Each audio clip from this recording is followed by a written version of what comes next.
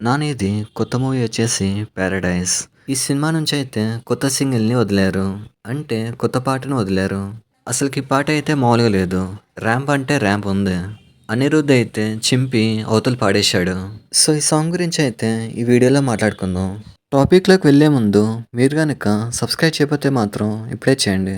So, topic దగ్గరకొచ్చేస్తే ఒక్క మాటలో ఈ సాంగ్ గురించి చెప్పాలంటే కేపీసీడీ, కే ర్యాంప్ ఇలాంటి పదాలుంటాయి కదా! ఇలాంటి పదాలకి ఈ సాంగ్ అయితే సూట్ అవుతుంది. సోషల్ మీడియాలో అయితే ఈ సాంగ్ వచ్చేసి ట్రెండ్ అవుతుంది. మొన్న ఈ సాంగ్ యొక్క ప్రోమోని వదిలారు. ఈ సాంగ్ ప్రోమో వచ్చేసి 30 సెకండ్స్ ఉంది. ఆ 30 సెకండ్స్ వీడియోని 100 సార్లు చూసుంటాను. నేను మాత్రమే కాదు, నాలాగా చాలామంది చూసుంటారు. సో, యెస్టర్‌డే అయితే ఫుల్ సాంగ్ ఎప్పుడొస్తుందని చాలామంది వెయిట్ చేశారు. సో, నాని బర్త్‌డేకి స్పెషల్‌గా ఈ సాంగ్ అయితే రిలీజ్ చేశారు. ఈ సాంగ్‌కి టోటల్ టైమింగ్ వచ్చేసి 4 మినిట్స్ 57 సెకండ్స్. అంటే ఆల్మోస్ట్ 5 మినిట్స్ అని. అంటే 5 మినిట్స్ ఆఫ్ వీడియోలో ఒక్క సెకండ్ కూడా బోర్ అనే కొట్టలేదు. అంటే అనిరుద్ వచ్చేసి ఆ రేంజ్‌లో కొట్టాడు. అసలకి నాకు ఇంకా అర్థం కాదు. అనిరుద్ వచ్చేసి ప్రతి సినిమాకి ఈ రేంజ్‌లో ఎలా కొడుతున్నాడు. అంటే ప్రతి మ్యూజిక్ డైరెక్టర్ ఈ రేంజ్‌లో కొట్టరు. ఏదో ఒక మూవీలో ఫెయిల్ అవుతారు. కానీ అనిరుద్ మాత్రం అలా కాదు. ప్రతి సినిమాకి కొంచెం కూడా తగ్గడు. ప్రతి సినిమా కూడా హైప్ అనేది పెంచుతాడు. అయితే ఈ సాంగ్ వచ్చేసి తెలంగాణ స్లాంగ్‌లో ఉంది. అయితే చాలామంది ఏమనుకున్నారంటే తెలంగాణ స్లాంగ్‌లో ఉన్నది కాబట్టి ఫెయిల్ అవుతుందేమో అనుకున్నారు. అసలకి వర్కౌట్ అవ్వదేమో అనుకున్నారు. కానీ ఫుల్ సాంగ్ రిలీజ్ అయ్యాక ప్రతి ఒక్కరు అప్రిషియేట్ చేస్తున్నారు. అంటే ఇక్కడ ఈ సాంగ్‌లో లిరిక్స్ ఉంటాయి కదా! ఈ లిరిక్స్ అయితే చాలామందికి అర్థం కాలేదు. సో, లిరిక్స్ అర్థం కాక ప్రతి ఒక్కరు నెగెటివ్ చేయడం మొదలుపెట్టారు. కానీ ఒక్కసారి సాంగ్ రిలీజ్ అయ్యాక ప్రతి ఒక్కరు వైబ్ అవుతున్నారు. కేవలం మన లాంగ్వేజ్ మాత్రమే కాదు. తమిళ్, మలయాళం, కెనడా ఇలా ప్రతి భాషలో కూడా వైబ్ అవుతున్నారు. ఈ సాంగ్‌ని ఇంతలా వైబ్ అవ్వడానికి 2 కారణాలున్నాయి. ఒకరొచ్చేసి అనిరుద్, ఇంకోరొచ్చేసి నాని. అయితే ఫస్ట్ టైమ్ ఈ సాంగ్ విన్నప్పుడు నార్మల్‌గా అనిపించింది. కానీ తర్వాత వినే కొద్దీ ఈ సాంగ్ అనేది ఎక్కుతుంది. అంటే ఈ సాంగ్ ఎలా ఉందంటే కోమాలో ఉన్నవాడు కోమా నుంచి లేసి డాన్స్ ఏస్తాడు. అలా ఉంది.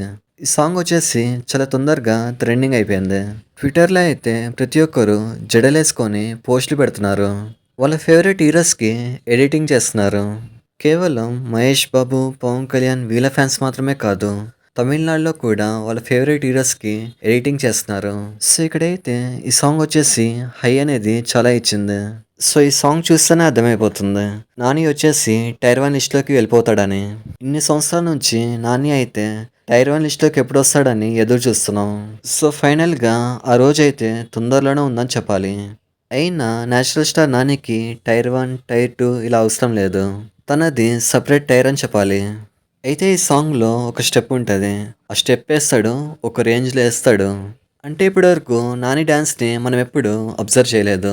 మనమందరం ప్రతి సినిమాలో నాని యాక్టింగ్ చూస్తాం.